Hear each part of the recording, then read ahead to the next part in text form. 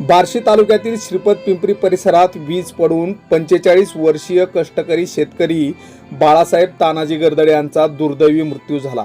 पण या घटनेनंतर उघड झालेली आणखी एक वेदनादायी बाब म्हणजे लोकप्रतिनिधींची पूर्ण अनुपस्थिती।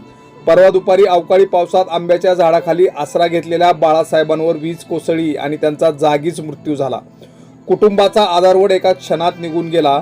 घरात शोककळा पसरली, पण या दुःखात सहभागी होण्यासाठी किंवा साधी विचारपूस करण्यासाठी एकही लोकप्रतिनिधी पुढे आला नाही। घटनेला 3 दिवस उलटले तरी ना आमदार, ना खासदार, ना स्थानिक पदाधिकारी कोणीही गर्दडे कुटुंबाच्या घरात पोहोचले नाही। त्यामुळे ग्रामस्थांमध्ये तीव्र संताप उसळला आहे।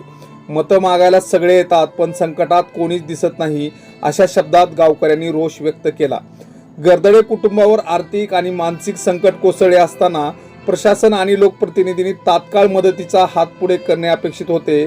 मात्र सध्या तरी त्यांचा माग मुसई नसल्याने शेतकऱ्याच्या जीवाची किंमत इतकीच का, असा जळजळीत सवाल उपस्थित होत आहे।